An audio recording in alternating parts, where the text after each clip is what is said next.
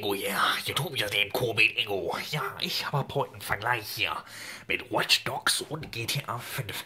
So, ich möchte euch beweisen, dass die Grafik von GTA 5 besser ist als die Grafik von Watch Dogs für die Xbox One. So, starten wir mal den Mist. So, guckt euch mal das an hier. Ich sag euch mal was. Die Texturen hier beim Auto.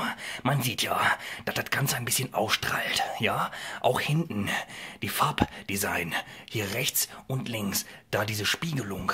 Die beeindruckt mich nicht. Ja, das ist gar nichts. Guck mal hier oben zum Beispiel. Die Sonneneffekte, die von links nach rechts polarisieren. Ja, die geben das Ganze nicht so einen Glanz, finde ich, ne? Also ich finde, dass Microsoft da einen riesen Fehler gemacht hat mit der Grafik, ja? Also Xbox One, ja? Eigentlich muss ja die Grafik besser sein als die von Xbox 360, ne? Aber hier, wie man sieht, Xbox One ist natürlich, ja, wie man sagt, halt nicht so im Vordergrunde, ne?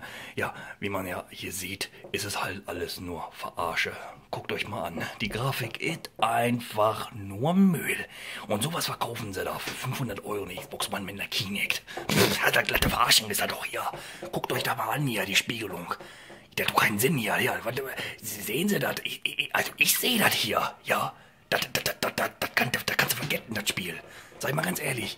Ja, meines Erachtens ist auf jeden Fall die GTA ist besser, sage ich euch. Ja, das kann ich euch jetzt auch zeigen hier. Oder nicht, Peter? Ne? Warte, Peter, ich muss dir was erzählen, Peter. Du weißt doch ganz genau, was du machen. Das kann ich auch nicht. Ne, Peter, ja, Peter. Der Peter weiß Bescheid, ey. So, ja, jetzt starten wir mal Grand Theft Auto. Jetzt zeige ich euch.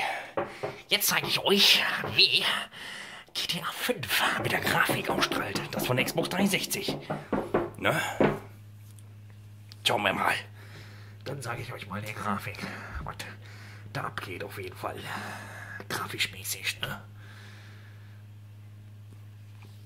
Ja, muss ich ein bisschen warten hier. Ist auch ein ganz schön heißer Wetter heute hier, ne? Euer Komet Ingo meldet sich auf jeden Fall auf ein Part 2 und dann zeige ich euch, was mit Grand Theft Auto 50 vor sich hat. Ja, euer Komet Ingo hier, YouTube, den Komet Ingo.